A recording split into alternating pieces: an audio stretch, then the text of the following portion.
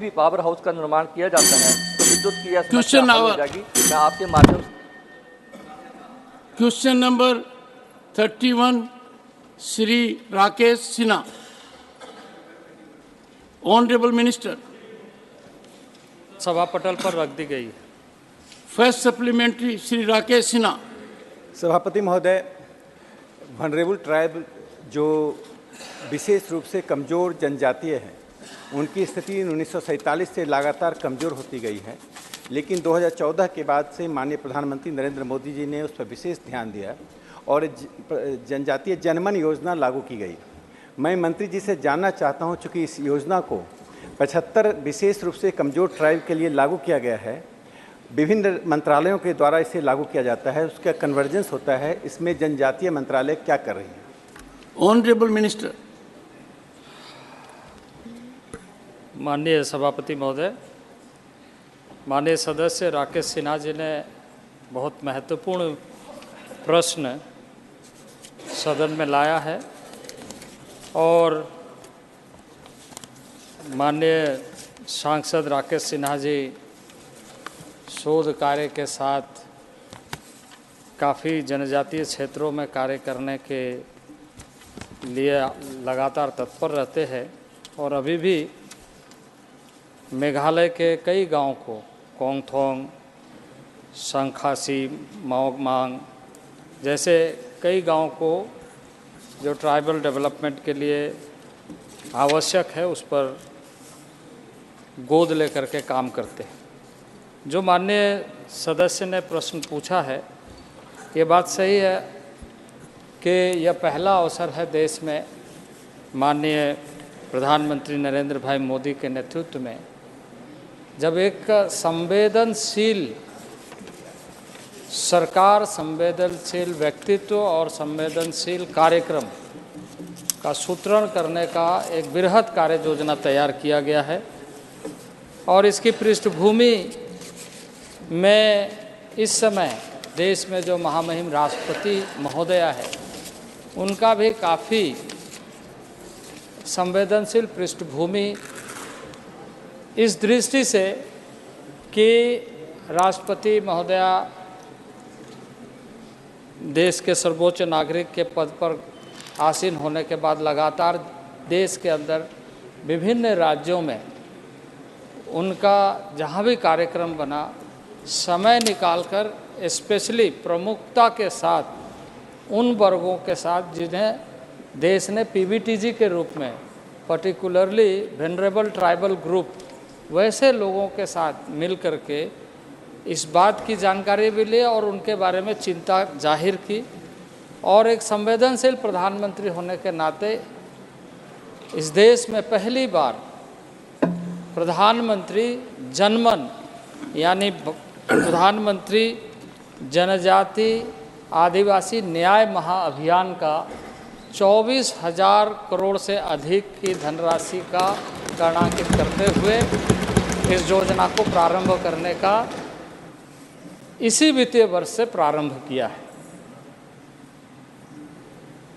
सभापति महोदय, मैं इसके थोड़ी सी पृष्ठभूमि में जाना चाहता हूं और सदन को अवगत कराना चाहता हूं कि चौथी पंचवर्षीय योजना 1971-72 के समय में एक विशेषज्ञ समिति बनी थी और एससी दुबे के अध्यक्षता में और बाद में एक रांची यूनिवर्सिटी के बहुत प्रख्यात एंथ्रोपोलॉजी के प्रोफेसर एलपी विद्यार्थी की अध्यक्षता में एक टास्क फोर्स की गठन की गई थी और पांचवी पंचवर्षीय योजना में एक इस बात को देखा गया कि जिस तरीके से देश की पंचवर्षीय योजनाएं चल रही है और जिस तरीके से प्राथमिकताएं तय हो रही है उसमें समस्त देश के जनजाति क्षेत्र पिछड़ रहे हैं। पिछड़ने के कुछ कारण इस तरीके से कि सुदूरवर्ती क्षेत्र, पहाड़ी एरिया, उनके जो डेमोग्राफिक पैटर्न है वो बिल्कुल अलग है और दूसरा जो उन दिनों में सत्ता में रहे वो अपनी प्राथमिकता को ज़्यादा तय किया बजाय उन लोगों के जिनको आवश्यकता थी और इसलिए उस समय में एक नीति निर्धारण की गई 74-75 में कि टीएसपी एरिया, ट्राइबल सब प्लान एरिया, राज्यों को भी और सेंटर भी टीएसपी के आधार पर राशि आवंटित करते हुए सुनिश्चित करेगा। लेकिन उसमें भी इस बात को ध्यान नहीं रखा जा सका, इस बात के लिए उसमें मूल्यांकन किया गया, उसमें सारी चीज़ें देखी गई, एक आबादी निर्धारित किया गया कि जो 500 की टोले होंगे, बस्ती होंगे, 300 के बस्ती होंगे, ऐसे आबादी क्षेत्र जो ट्राइबल होंगे, सामान्य क्षेत्र से अलग, उनको प्राथमिकता दिया जाए।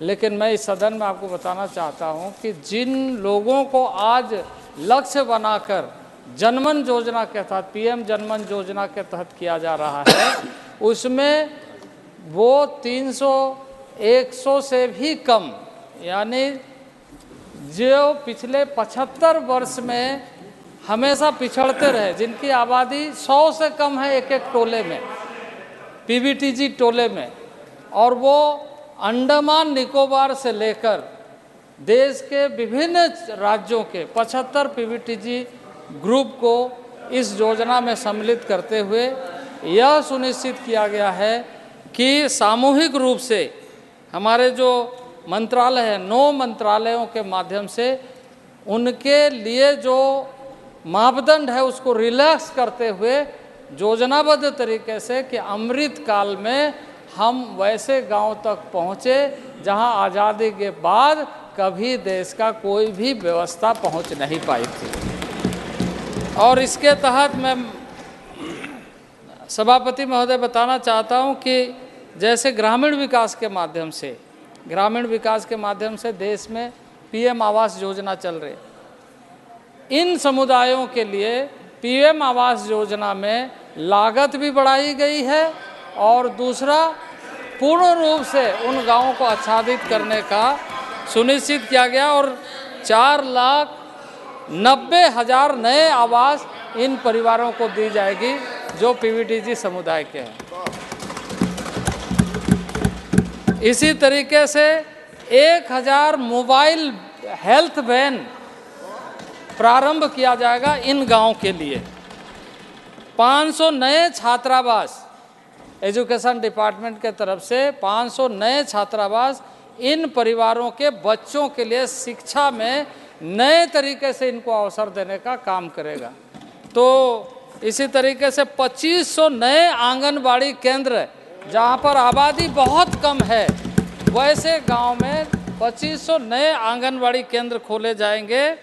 और इसके साथ साथ ही हमारे मंत्रालय के द्वारा बंधन केंद्र के माध्यम से रोजगार उन्मुखी कार्यक्रम के लिए 500 केंद्र खोले जाएंगे।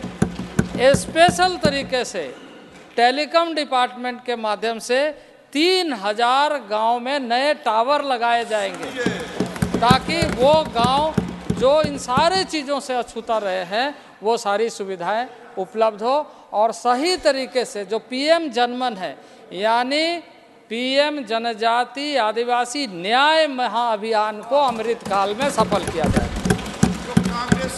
Second supplementary Shri Rakesh Sinha. सभापति महोदय, मैं थोड़ा आश्चर्य में हूं कि ट्राइबल इशू पर विपक्ष क्यों नहीं सुनना चाहता। प्लीज मेरा दूसरा सप्लीमेंट्री है कि ये 75 जो कमज़ोर समुदाय हैं, जनजातीय समुदाय हैं, जिनका अस्तित्व तो लगभग मिट जाता यदि 2014 में मोदी सरकार नहीं बनती। कई सेंट्रल स्पॉन्सर्ड स्कीम चल रही हैं, वो राज्य सरकारों के साथ चल रही है। तो जनजातीय मंत्रालय किस प्रकार से राज्य सरकारों के साथ समन्वय करते हुए इन योजनाओं को लागू कर रही है? Honourable minister.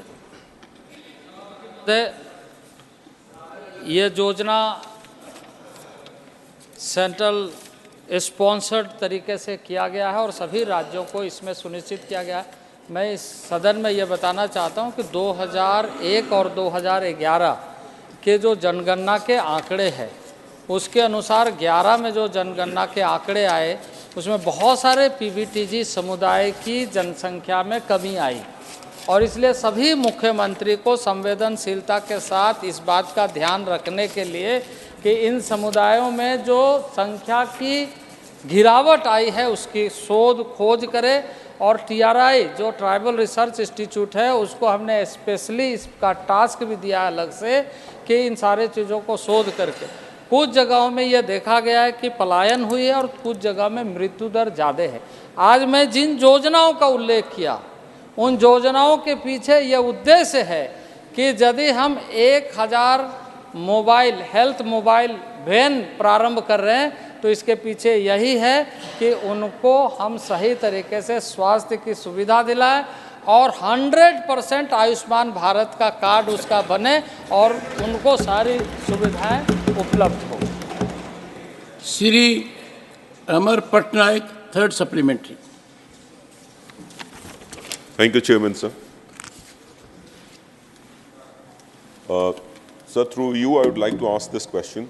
What is the reason behind merging two major and vastly different central initiatives, the Development Action Plan for Scheduled Caste and the Scheduled Tribe component, into the Prime Minister's Social Inclusion Mission for Welfare of SCs and STs?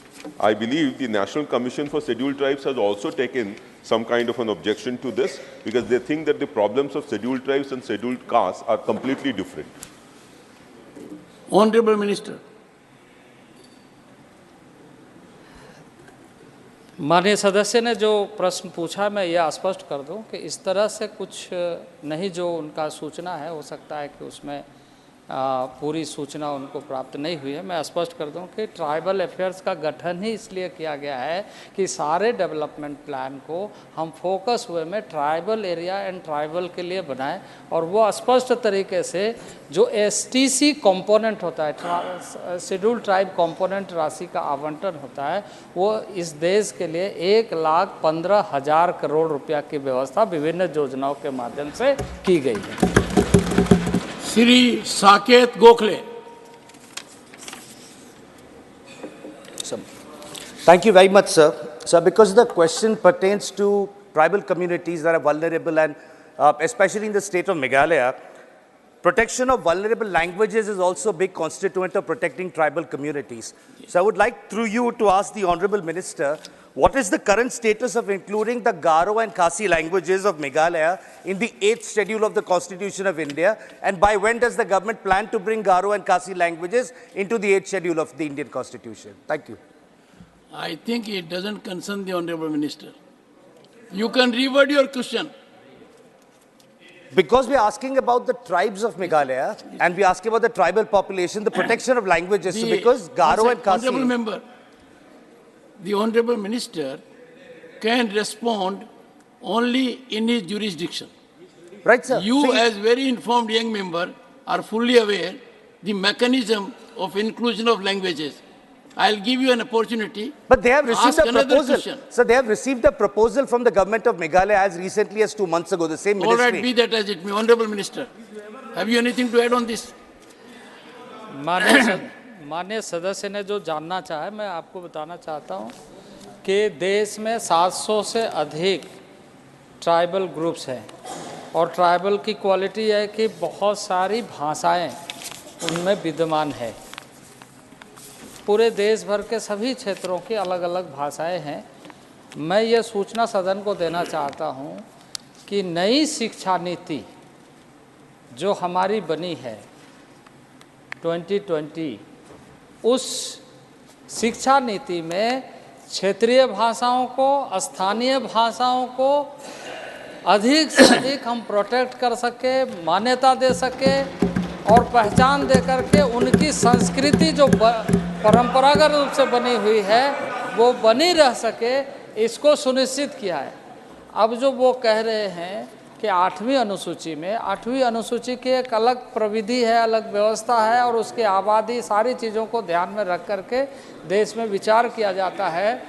किसी एक क्षेत्र में अगर 700 tribal के बारे में हम चिंता करेंगे तो उसमें इन सारे विषयों को नीतिगत रूप से देखना पड़ेगा कि इसमें क्या क्या मेरिट्स, डिमेरिट्स, क्या कॉम्प्लिकेशंस है। वो एक क्षेत्र को ले करके नहीं कर सकते, पूरे देश को देख करके इस पर फैसला लिया जाए। Shri Sasmit Patra. Thank you, Honorable Chairman, sir. My special interest in this question stems from the fact that my state of Odisha has the largest number of PVTGs, amounting to 13 in the country.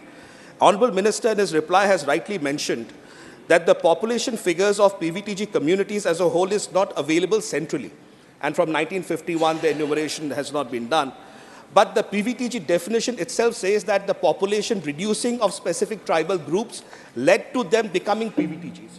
So therefore, my specific question would be, considering the sensitivity of enumeration for PVTGs to understand whether they are growing, they are decreasing, would the Honorable Minister consider taking a targeted census or enumeration for only the 75 PVTG groups so that we would be able to have a central database to find out whether they are increasing in numbers, they are decreasing, the patterns of migration, and thereby these programs would be helpful. Thank you.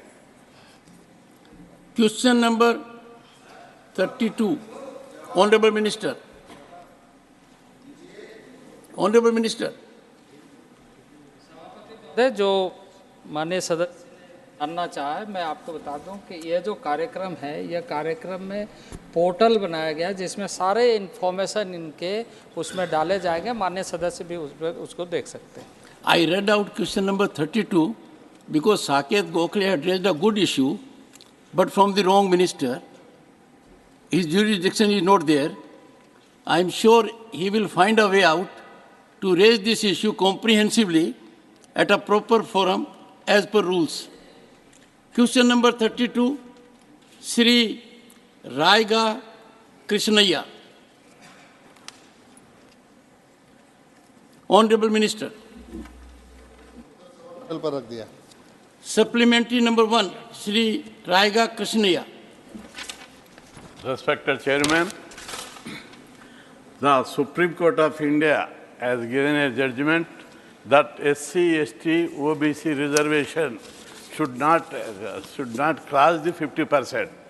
By that, in response to this judgment, almost all states, OBC reservation was decreased from 34 to 18 to 20%. But the central government has not taken any steps to increase the reservation as per the population of the OBC. The Andhra Pradesh and Telangana government also lowered the reservation from 34 to 22 on the basis of Supreme Court judgment. But Andhra Pradesh government has given on behalf of party an additional 20%. But in any other state in India not given increases the reservation on behalf of their parties. The only permanent answer to this matter, there is need to amend the constitution to provide population based reservation. Then the government of India, in the pretext of, at the time of amendment of the 73-74 constitution, some states are not having OBC list, particularly Uttaranchal, Jharkhand, and Chhattisgarh. But now all the states are having OBC list. So I request the government to amend the constitution and provide the OBC reservation on the basis of population in this in local body election. Honorable Minister. सभापति महोदय, संविधान का अनुच्छेद 243 घ के तहत आरक्षण दिया गया है। 1/3 से कम आरक्षण ना हो ऐसा प्रावधान इसमें है, लेकिन राज्य स्तर पर कई राज्यों ने 21 राज्य ऐसे हैं जिन्होंने निर्णय किया है कि उन्होंने 50% तक आरक्षण को बढ़ाया है। सम्माननीय सदस्य ने कहा है कि संविधान में संशोधन करके ओबीसी का आरक्षण बढ़ाने के बारे में उन्होंने बात किया है। फिलहाल ये मंत्रालय के माध्यम से इस तरह से कोई भी प्रस्ताव हमारे विचाराधीन नहीं है। Second supplementary. Honorable Member.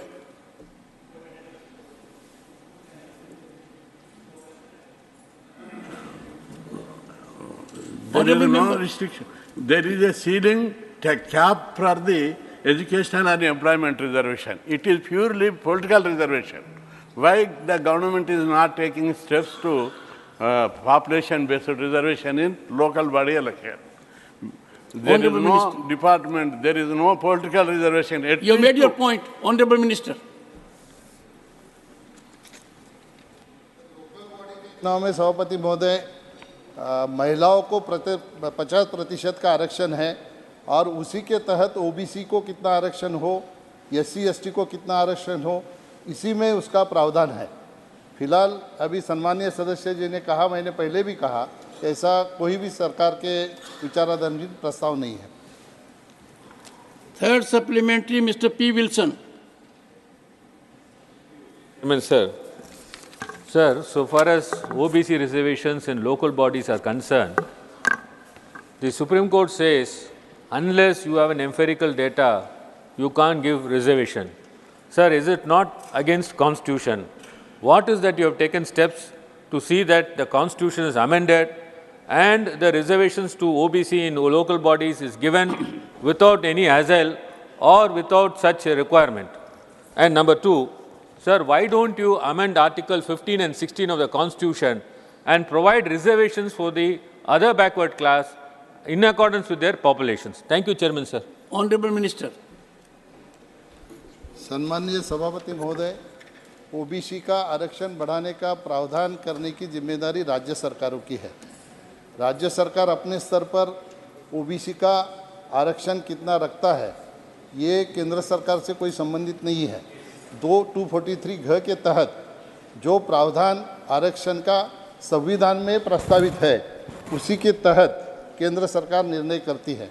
जैसे महाराष्ट्र में अभी जो इशू हुआ, कहीं लोकल बॉडीज़ के चुनाव अभी तक हुए नहीं ओबीसी के आरक्षण के कारण, क्योंकि सुप्रीम कोर्ट ने कहा कि जब तक एम्पिरिकल डाटा नहीं मिलता तब तक हम 50% के ऊपर आरक्षण देने में सम्मति नहीं दे सकती, इसलिए वहाँ पे भी चुनाव हुआ नहीं।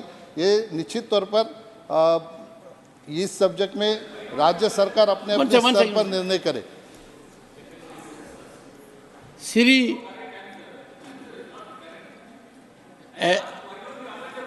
no,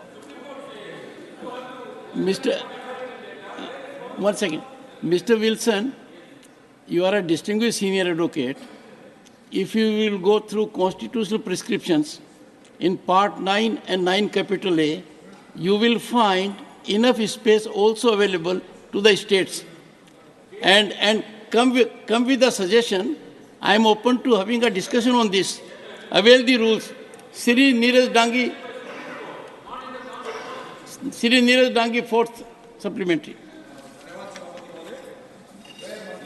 मैं चाहता हूं कि ग्रामीण क्षेत्रों में पंचायती राज सीटों पर महिलाओं का प्रतिनिधित्व और उनकी भागीदारी बढ़ाने के लिए मंत्रालय द्वारा किए गए प्रयासों और कार्यक्रमों का विवरण क्या है एवं पिछले 5 वर्षों के दौरान देश में पंचायतों के लिए हुए चुनावों में महिला प्रतिनिधित्व का राज्यवार ब्यौरा क्या है? धन्यवाद। माननीय मंत्री जी, मैंने जैसे पहले ही कहा कि देश में ऐसे 21 राज्य हैं जिन्होंने महिलाओं को 50% आरक्षण दिया है और महिलाओं की भागीदारी बढ़ाने के लिए जब से इस देश में मोदी जी की सरकार आई है तब से लेके आज तक मंत्रालय के माध्यम से कई प्रयास किए गए हैं। आज के तारीख में मैं बताने जाऊंगा तो राज्य के अलग अलग जगह पे हम लोगों ने महिलाओं को सक्षम करने के लिए महिलाओं की कॉन्फ्रेंस लेके उनको जैसे ही चुन के आते हैं उनको 6 महीने के अंदर ट्रेनिंग देने का प्रावधान रखा है। और आज हमारी बहनें इतनी सक्षम हो गई है कि जब हमने विज्ञान भवन में आइकॉनिक वीक सेलिब्रेशन किया था तो वहाँ पे लगभग 1500 हमारी सभी साथी आए थे, उसमें से 800 हमारी बहनें थी और उन्होंने अपने विचार वहाँ पे रखते। मैं भी एक सरपंच रह चुका हूँ, मैं गांव में भाषण करने के लिए भी मुझे हिम्मत नहीं होती थी, लेकिन आज हमारी बहनें इतनी सक्षम हुई है कि विज्ञान भवन में आके अपने अनुभव शेयर करते, अपने गांव का विकास किस तरह से उन्होंने किया है।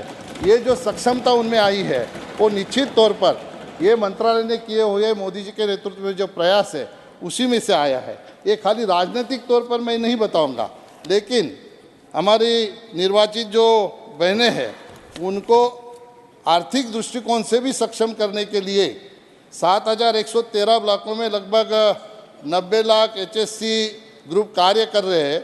उसमें से 9 करोड़ 90 लाख परिवारों को रोजगार से भी जोड़ने का काम महिलाओं को सक्षम करने की वजह से हुआ है।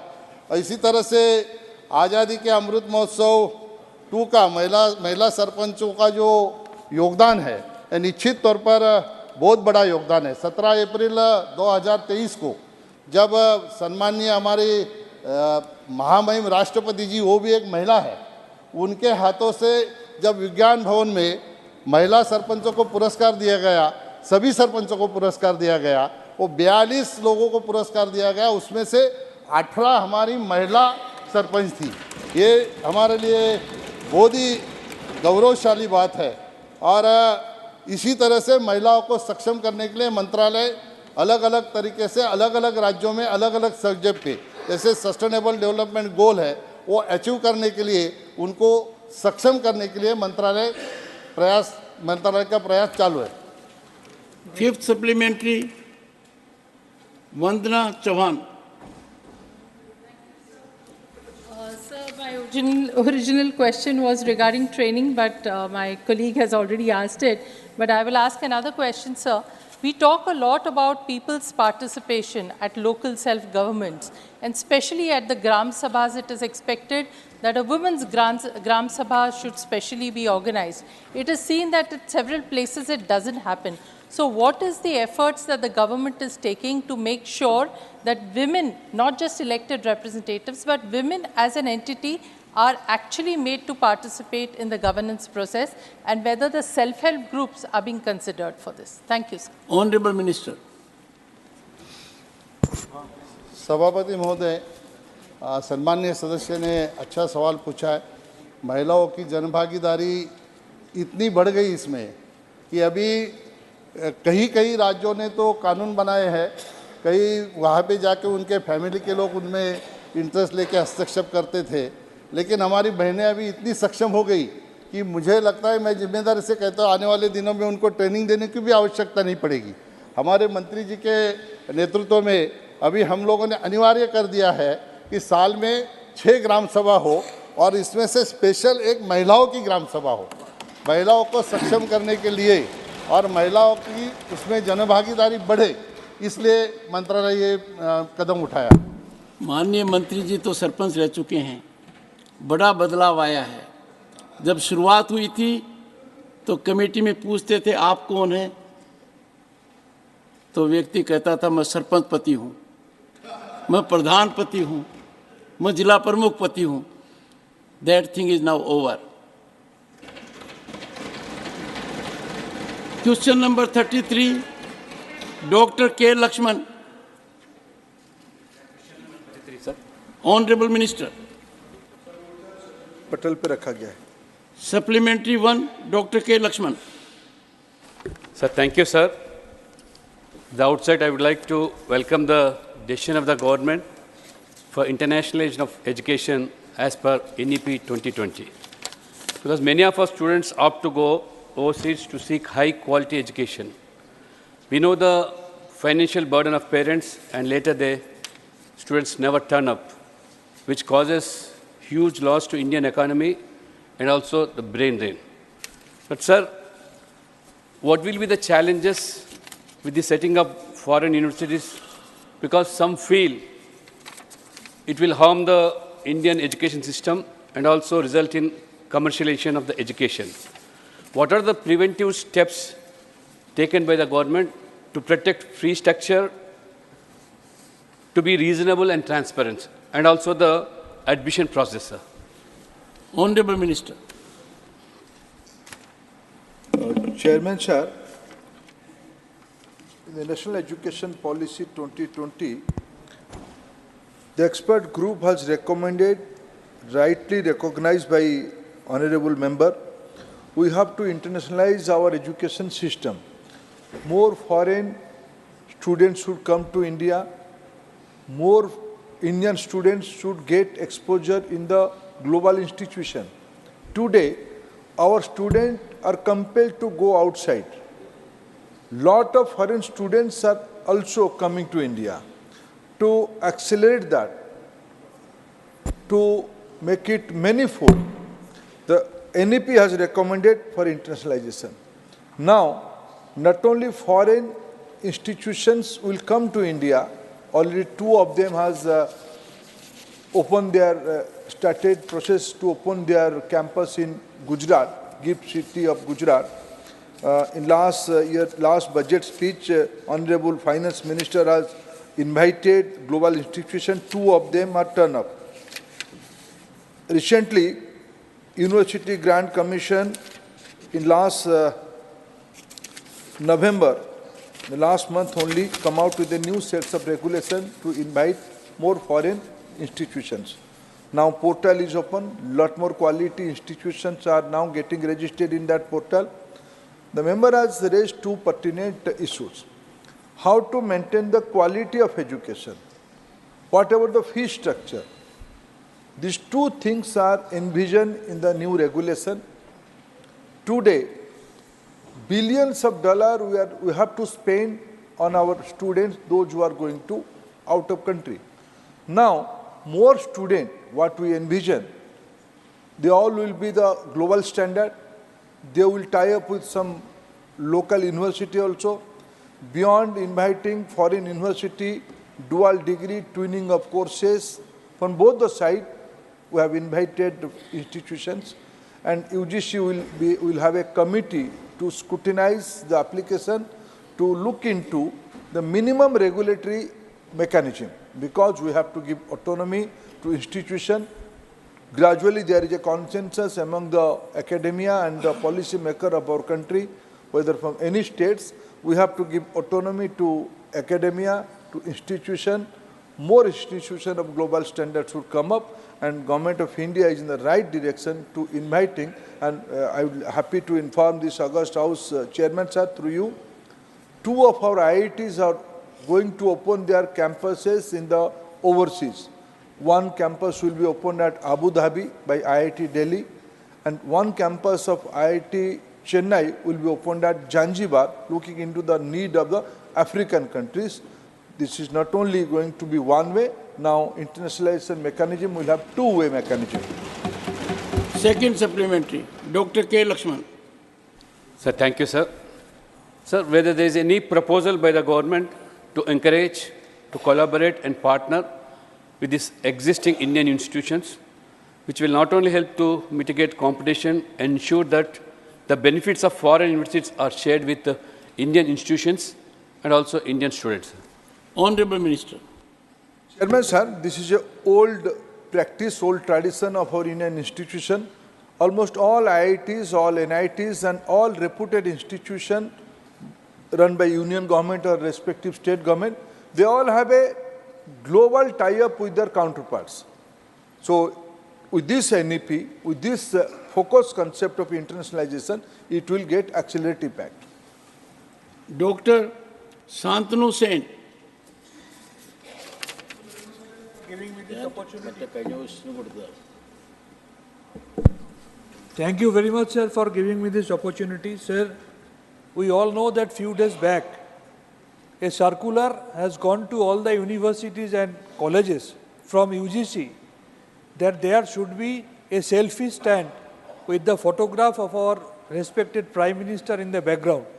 Through you, with all humility, I would like to know from our learned Minister that according to which rule or guideline of UGC this could be done, as apparently it seems to be nothing but a political publicity before the 2024 Parliament election. Thank you, sir. Honorable Minister. Honorable members' question has nothing related to the Prime. Keep in mind, I have been Governor State of West Bengal. Sir, I know that. And Dr. Shantanu Sen has raised the issue. Sir, I also cannot forget the scene, the constitutional responsibility you took on the very first day of this present government. Country never forget your position, sir. With this due respect, sir, this is a separate question. But beyond that, already he has raised the question. Sir, I am proud of my Prime Minister. Sir, this country is proud of Prime Minister Narendra Modi. This will be my answer. Sir, President, Prime Minister, constitutional functionaries, they belong to the nation. They represent the nation. As much as a Chief Minister represents a state. And therefore, I will appeal to all sections of the House when it comes to constitutional functionaries at the state level or at the central level, let our vision be not through politics, but in general. Professor Manoj Jha, it's your subject. Yes, sir. I am sure you will put a pointed question to the Honorable Minister. शुक्रिया सभापति महोदय। Your time starts now. मेरा माननीय मंत्री जी से एक आग्रह है या सवाल है सर कि फॉरेन यूनिवर्सिटीज़ का आना, कैंपस खुलना, ये बहुत एक सकारात्मक पहल है, लेकिन हमारी शिक्षा व्यवस्था अफर्मेटिव एक्शन के प्रोग्राम पे है। क्या फॉरेन यूनिवर्सिटीज़ में अफर्मेटिव एक्शन इंट्रोड्यूस हो कॉन्स्टिट्यूशनल मैंडेट के हिसाब से, इसकी व्यवस्था की गई है? Thank you sir. Honourable minister. Sir, ये फॉरेन यूनिवर्सिटी उन देशों की कायदे पे चलेंगे। यहाँ फोकस है क्वालिटी एजुकेशन। हमारी देश में जितने 1100 पब्लिक यूनिवर्सिटी है, उसमें कुछ प्राइवेट यूनिवर्सिटी अभी भी हमारी देश की जो स्टेट एक्ट में चलने वाले प्राइवेट यूनिवर्सिटी है और डीम्ड यूनिवर्सिटी है, उसमें अफर्मेटिव एक्शन की फॉर्म अलग है। धीरे धीरे जो आजकल विश्व की एजुकेशन पैटर्न बना है, स्कॉलरशिप एक नया इंस्ट्रूमेंट बन रहा है, वो भी एक तरीके का अफर्मेटिव एक्शन है। सारा चीज़ों को एक ही चश्मे से देखना उचित नहीं होगा। क्वालिटी इंस्टीट्यूशंस देश में आए, ये प्रायोरिटी है। जोस के money, 5th supplementary. Thank you, sir. Opening of foreign universities in India promises global exposure and high-quality education. However, starting foreign university faces challenges. It could be a drastic dropout in the domestic universities of the students. 2, very high cost of tuition. 3, potential cultural misalignment affecting adaptation. 4, resources allocation concern. 5, risk of educational inequalities. 6, foreign university degree recognition the Indian companies may reject their recognition. So I would like to know from the minister, what are the measures taken by the government to face all these challenges? Have you taken care of it? Honorable Minister. All questions are very important, but this is uncalled for at this time. We have to face the global challenge. These are the questions, but government is quite competent, and UGC is a quite competent body with its expert committee will look into all these aspects. And these all are very premature, and we should not think everything in a negative regime. Question number 34, Sri Sant Balbir Singh. 34 number, पर्यावरण। Honorable Minister. First supplementary, Sri Sant Balbir Singh. बहुत धन्यवाद जी, chairman साहब जो समा दिता। मंत्री साहब बहुत वधिया काम कर रहे हैं। असी पर्यावरण की इन्हां नाल गल करना चाहुंदे हां कि जिहड़े सब तो वध प्रदूषण जिहड़ा है वो जिहड़ा डीजल आ उहदे वाहन आ, असी जिहड़े है जिहदा करके जे साडे नज़दीक लुधियाना देखो तो सब तो पोल्यूशन शहरां च आउंदा, उहदा कारण की है कि उत्थे डीजल वाहन बहुत चलते हैं। सो असी मंत्री साहब के कोलों जानना चाहुंदे हां कि वातावरण नूं साफ रखण लई की सरकार पेट्रोल की थां ते प्रदूषित रहित देसी ढंग नाल बदलवें प्रबंध ईंधन के विकास ते जोर दिता जा रहा है। जे दिता जा रहा है तो उसका वेरवा देश विच खास तौर ते पंजाब दीयां सड़कां विच जिहड़ी वो मशीनरी चलदी है जिहदे नाल सड़कां बनाईयां जांदियां कि उहदे विच CNG LNG ते इथानॉल की वरतों करने लई की कदम चुके आ, जे है तो उहदा दसो। Honorable Minister. माननीय अध्यक्ष महोदय, ये बात बिल्कुल सही है कि हमारे देश में 40% जो इमिशन ऑफ CO2 है, पोल्यूशन है, वो ट्रांसपोर्ट सेक्टर में होता है और दिन ब दिन ये बढ़ते जा रहा है। ये चिंता का विषय है। 330 million metric tons of CO2 emission every year. It is a very dangerous problem. और इसमें से हमारे देश में 85% फ्यूल जो है वो फॉसिल फ्यूल है जो इंपोर्ट होती है, और जिसकी इंपोर्ट की कॉस्ट 16 लाख करोड़ है। तो इकोनॉमिक एंड पोल्यूशन दोनों हिसाब से ये बहुत गंभीर समस्या है। और ये जो पेट्रोल और डीजल, इसके कारण विशेष रूप से जो पोल्यूशन होता है, जिसकी बात आदरणीय सम्मानीय सदस्य ने रखी है, उसके लिए भारत सरकार ने काफ़ी प्रयास किए हैं और इसको प्रायोरिटी दी है। अध्यक्ष महोदय, इंडिया ये कार मैन्युफैक्चरिंग में, ऑटोमोबाइल मैन्युफैक्चरिंग में पहले 5वें नंबर पर था, पर आज हमारा नंबर 3रा हो गया।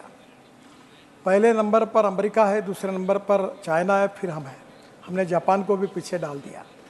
पर एक बात ये भी है कि इसका ग्रोथ रेट बहुत बड़ा है। टोटल व्हीकल्स में 9.91% और कार और 4 व्हीलर्स में 20% है। और ये इंडस्ट्री सबसे ज़्यादा जीएसटी भारत सरकार और राज्य सरकार को दे रही है, और 4.5 करोड़ जॉब्स यहाँ क्रिएट हुए हैं। पर इसके बावजूद जो सम्मानीय सदस्य ने जो बात रखी, उसके आधार पर भारत सरकार ने अल्टरनेटिव फ्यूल और बायोफ्यूल, ये दोनों को विशेष रूप से प्राधान्य दिया है। ये जो G20 हुआ, इसमें ग्लोबल बायोफ्यूल अलायंस ये भी निश्चय इसका ये हमने निश्चित किया, और ये टारगेट तय किया है कि 2070 तक हम नेट जीरो इमिशन तक जाएंगे। और मुझे इस बात की खुशी है कि हमने अल्टरनेटिव फ्यूल पे अलग प्रकार के प्रयोग किए हैं। सर, मैं खुद इसका बाय हार्ट प्रचार करते रहता हूँ। मैं पार्लियामेंट में आता हूँ तो हाइड्रोजन के गाड़ी में आता हूँ, अभी मैं फ्लेक्स इंजन की गाड़ी में आता हूँ। दोनों भी गाड़ियाँ हैं।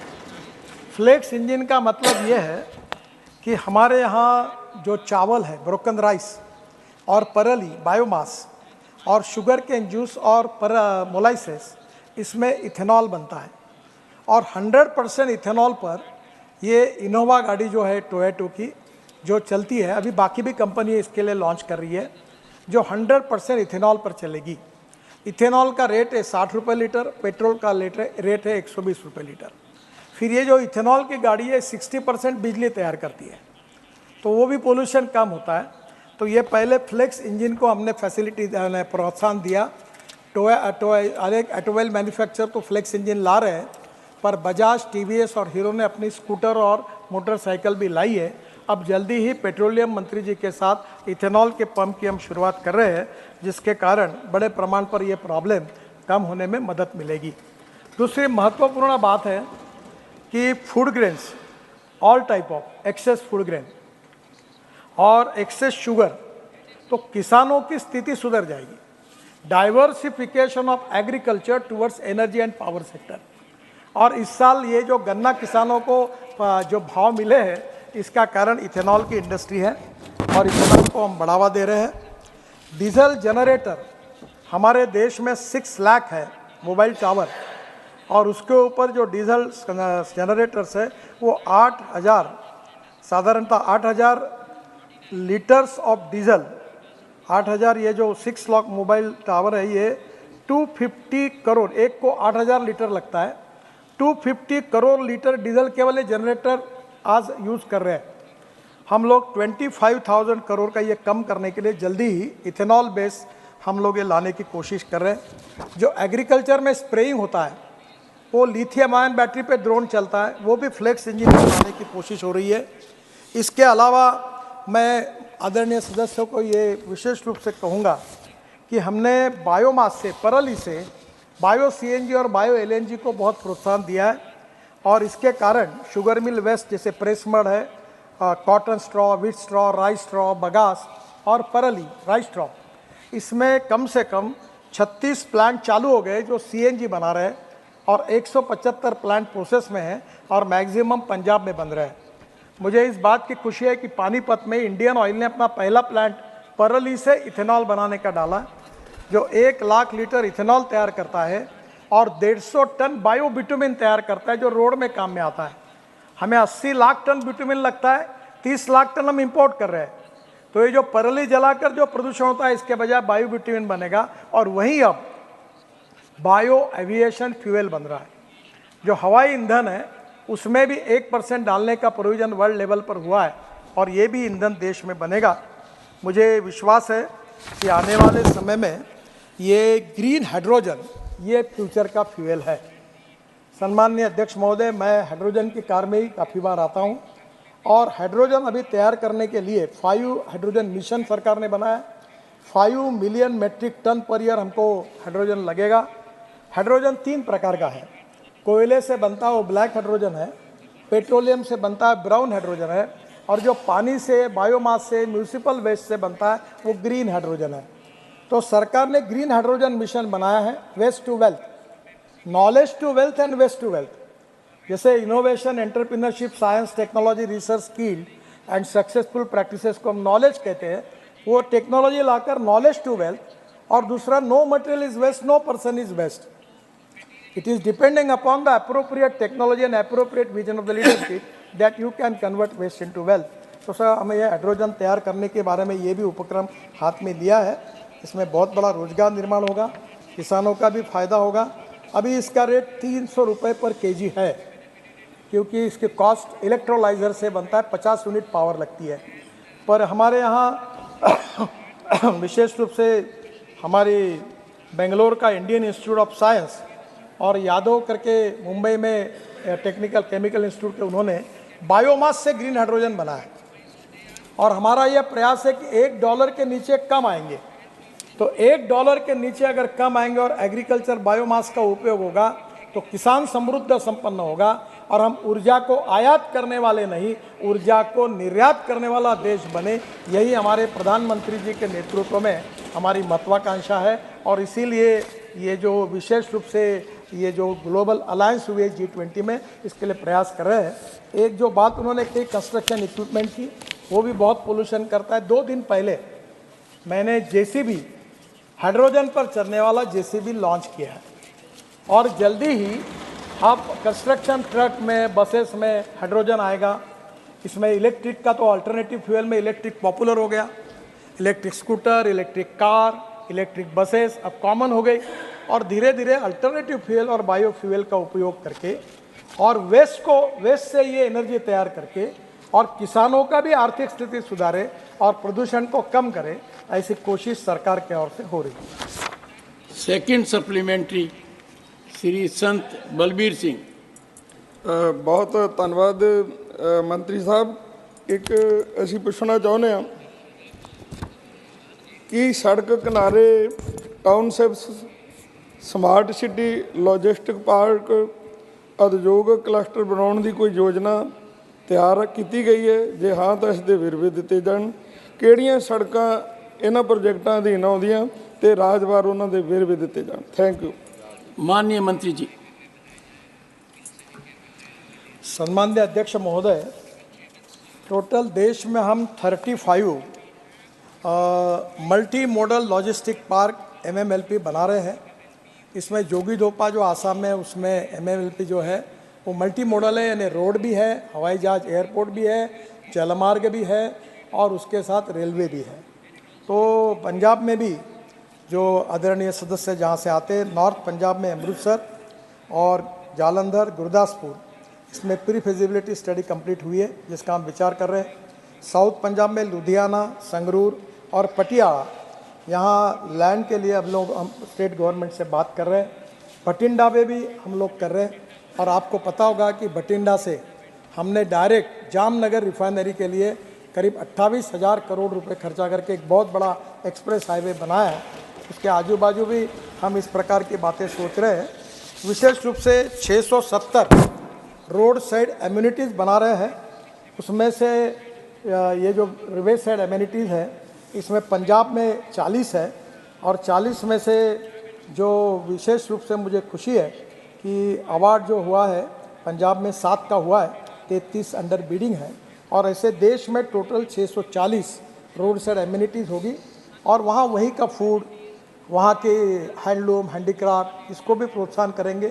Petrol, diesel, gas, CNG, LNG, ethanol के पंप भी होंगे, इलेक्ट्रिक चार्जिंग भी होगा और वहीं के विशेष रूप से वहाँ लोग रुक सकते हैं, इसे एंटरटेनमेंट की भी व्यवस्था होगी और ये इस प्रकार की दोनों योजनाओं का क्रियान्वयन करने की कोशिश हो रही है। श्रीमती रंजीत रंजन। धन्यवाद सभापति जी। मैं आपके माध्यम से पूछना चाहती हूँ कि हम प्रदूषण को कम करने की बात कर रहे हैं, तो क्या ये सही है कि वाहन प्रदूषण को कम करने के लिए हम लोग इलेक्ट्रिक वाहन को भी प्रोत्साहित कर रहे हैं? तो क्या ये सही है? रिसर्च आई है कि जो इलेक्ट्रिक वाहन है, जो बैटरी है, जिस प्रोसेस से बनती है उसमें बनाने वालों को भी उनकी सेहत को और ज़्यादा खतरा है, और जब बैटरी की लाइफ ख़त्म होती है तो उसको डंप करने का जो प्रावधान होगा या प्रावधान है, उससे हमारी धरती और भी जहरीली होगी, फर्टाइल लैंड को नुकसान होगा। तो क्या प्रदूषण को कम करने के लिए इलेक्ट्रिक वाहन को प्रोत्साहित करना ये डीजल और पेट्रोल से बेहतर है या उससे भी ज़्यादा खतरनाक है? जो रिसर्च है वो ये कहती है कि उससे भी ज़्यादा खतरनाक है। Thank you. Honourable minister. आदरणीय अध्यक्ष महोदय, हमारे देश में 16 लाख करोड़ का फॉसिल फ्यूल का इंपोर्ट होता है। उसका प्रदूषण कितने बड़े प्रमाण पर है ये दिल्ली वालों को समझाने की आवश्यकता नहीं है। जहाँ तक लिथियम आयन बैटरी है, उसमें बैटरी में 4 केमिस्ट्री है। एक एल्यूमिनियम, एक लिथियम के साथ zinc, aluminium, steel, ion battery, इसकी भी केमिस्ट्री पे काम हो रहा है। एक एल्यूमिनियम एयर टेक्नोलॉजी पर भी काम हो रहा है। दूसरी अध्यक्ष महोदय, इम्पॉर्टेंट चीज़ ये है कि जहाँ पेट्रोल के लिए और डीजल के लिए हम 100 रुपये, 110, 120 रुपये लगाते हैं, वही इलेक्ट्रिक में हमको 10 रुपये लगते हैं। हम हमारे टिकट रेट कम कर सकेंगे। दूसरी बात, लिथियम आयन बैटरी जो है, इसकी कॉस्ट $150 पर आवर पर उसकी यूनिट की थी, पर अब वो $115 पर आई है। जो पर किलोवाट थी $150 की थी, अब वो 115 पे आई है। और अब लिथियम आयन हमारे देश में भी मिला है। जम्मू कश्मीर में वर्ल्ड का 6वां बड़ा लार्जेस्ट हमको लिथियम आयन मिला है। हम 1200 टन लिथियम आयन इंपोर्ट करते हैं, और मुझे विश्वास है कि अभी तक इस प्रकार के रिसर्च की जो बात कर रही है, ऐसा कोई परिणाम रिपोर्ट हमारे पास नहीं है। अगर कहीं आएगा तो इस पर विचार करेंगे। पर हमारे वित्त मंत्री जी ने अपने भाषण में, बजट के, एक सर्कुलेशन इकोनॉमी की बात करी, जिसमें हम लोग वेस्ट मटेरियल है उसकी सर्कुलेशन इकोनॉमी बनाए। तो अभी हमारे पास कार का स्क्रैपिंग हो रहा है, रबर टायर जो होते हैं उसको स्क्रैपिंग करके जो रबर निकलता है वो बिटुमेन में डालने का काम 15% कर रहे हैं, प्लास्टिक का 7% रोड में डाल रहे हैं, उसी प्रकार से आयरन स्लैग का उपयोग कर रहे हैं। हमने तो म्यूनिसिपल वेस्ट दिल्ली की 25 लाख टन, अहमदाबाद की 25 लाख टन और दिल्ली मुंबई हाईवे में और डाली, ऐसी 50 lakh ton municipal waste road के अंदर डाल दी, केवल इकोलॉजी एंड इन्वायरमेंट को प्रोटेक्ट करने के लिए। जहाँ तक आपने ये बात की है जो आपके लिथियम आयन बैटरी की, इसके बारे में हम लोग पूरी चिंता करेंगे, और इसके बारे में उसको रिसाइकलिंग करने के लिए वो कहीं भी उसके दुष्परिणाम ना आए, कहीं किसके प्रकार से कोई नई समस्या न हो, इसकी पूरी चिंता सरकार करेगी। और ये केमिस्ट्री रोज बदल रही है और ये फ्यूचरिस्टिक टेक्नोलॉजी है। Our government is working in the direction with the futuristic technology, futuristic vision and futuristic planning, कि आत्मनिर्भर भारत बनाने का जो प्रधानमंत्री का सपना है, वर्ल्ड की एक स्ट्रॉन्ग इकोनॉमी बनाने का ये है। मैं विश्वास के साथ कहूँगा कि आने वाले 5 साल के अंदर electric vehicle, buses, even trucks भी आ रहे हैं, इनको एक्सपोर्ट करने वाला पहले नंबर का देश हिंदुस्तान बनेगा। इतना पोटेंशियल हमारे पास है और इतना काम हो रहा है।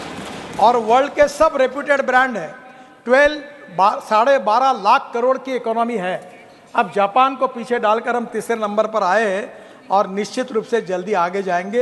ये बहुत अच्छी तरीके से है और हमारा एक्सपोर्ट इसमें बढ़ेगा, नए रोजगार निर्माण होंगे और देश समृद्ध होगा, ये निश्चित रूप से मेरा विश्वास है। और जहाँ तक ऐसी कोई बात रिपोर्ट आएगी तो उसकी निश्चित रूप से हम सरकार की तरफ से चिंता करेंगे। 4th supplementary, Kartikeya Sharma. I would like to ask the Honourable Minister about the status of adoption of e-vehicles and the steps taken for their promotion in the state of Haryana and the NCR region. Honourable Minister. Subject which is related with the heavy industries ministry and urban ministry. I feel that you are talking about the purchasing of the e-buses.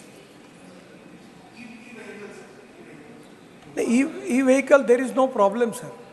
Sir, now in government also, everywhere in the private sector, people are using e-vehicle. It is very popular. Only the problem is that the cost difference between the petrol and diesel vehicle and e-vehicle, the e-vehicle is high. And it is depending upon the volume. When the volume will increase, I feel that, it's my estimate, I'm not giving you the promise, but it's my estimate that within 1.5 years, the cost of the petrol vehicle and cost of the diesel vehicle and cost of the electric vehicle will be the same. And the expenditure on petrol vehicle, suppose for example, is 30,000 rupees per month for four-wheeler, the electric it will come 3,000 to 4,000 rupees per month. So there is a saving and no pollution. Sir. Fifth supplementary, Dr. Fozia Khan. Sir, thank you very, very much. While I must acknowledge, because Honorable Ministers from Maharashtra and his work and vision must definitely be admired, but sir, through you I would like to ask the Honorable Minister, he has visited the place where we live many times, and the condition of the highways and the ham roads there, he himself will say, is very, very poor, because the quality of construction, when actually the construction of the road is made, MORTH guidelines are not followed. Sir, the embankment, one example, that embankment level, the gravel, the particle size has to be 75 mm. In subgrade, it has to be 50 mm. It cannot be more than that. But we see that huge boulders are put into the roads and nobody is supervising. And because of this, the roads break very, very soon. Sir, it's a very important issue. And I'm sure Minister will agree with me. But because of this, because of lack of supervision, and sir, external consultants are hired and actual officers are not supervising. So because of that, these roads are broken. Sir, please. And I just want to ask the Minister, if MORTH guidelines are not followed, sir, what is the accountability of the officer? Honorable what punishment is prescribed? Honorable Minister. Chairman, sir, the question is not... Sir, Maharashtra ka मामला है. Honorable member is asking me that question. I know that she is completing for that particular road in Parbhani district from many days. We have checked the all quality norms. And I am very much cautious about it, that we are transparent, time-bound, result-oriented and corruption-free. Up till now, sir, we have, from last 9 to 10 years, we have awarded works more than 50 lakh crores with government budget and public-private investment. And our quality is well known to the people. But still, if the honorable member is complaining about the quality of the road in Maharashtra, we will check the thing. Sir, in Maharashtra, every member of parliament, many of here are present. Sir, we are spending 5 lakh crores of road construction in Maharashtra. We change the total job. Still, I will, particular case, the honorable member which has given me the reference about the quality of the road, I will again check it and I will make it that how it can be satisfied her. Question number 35, Shri Rajiv Shukla. Honorable Minister. Supplementary one. I have seen the reply of the minister. So the scheme is spread over in all the districts. I want to know if there is special focus on tribal districts where the tribal youth can be skilled and trained. But before that, I want to request, sir, सारे ministers तो कुछ अच्छे तैयार होकर आते हैं, कुछ कम तैयार. गडकरी जी इतना ज़्यादा तैयार होकर आते हैं कि 25-25 मिनट एक सवाल में लग जाता है. इनके इतनी preparedness है. तो इसको जरा सा time limit कर दीजिए. I can tell you, Rajiv ji, while everyone will agree about Honorable Gadkari ji, but performance of Dharmendra Pradhan ji today has been amazing. I thought you will compliment him. He has been very forthright, very exhaustive. Honorable Minister. Chairman साहब, आदरणीय राजीव शुक्ला जी ने जो प्रश्न पूछा, वनवासी आदिवासी युवाओं के बारे में क्या करना, अभी मेरे ख्याल से मेरे सीनियर कॉलीग अर्जुन मुंडा जी ने जो प्रधानमंत्री जनमन कार्यक्रम के अंदर जो एक प्रमुख कंपोनेंट है स्किल डेवलपमेंट के लिए, उसके बारे में उल्लेख किया है. भारत सरकार की ग्रामीण विकास विभाग, पंचायती राज विभाग, एग्रीकल्चर विभाग, स्किल डिपार्टमेंट और सभी राज्य सरकारें अपने फोकस तरीके से देश की ग्रामीण युवाओं की स्किल कैपेसिटी बढ़े, उसकी योजना कर रहे हैं, इसकी एक विवरण मैंने रखा है। सेकंड सप्लीमेंट्री, उनके साथ गवर्नमेंट कोलैबोरेशन कर रही है, जैसे ब्लिंकिट, अपना, क्वेस्ट, तो ऐसा नहीं कि इन लोगों को कुछ फायदा हो जाए या इसका कोई प्रोसीजर है उनको सेलेक्ट करने का?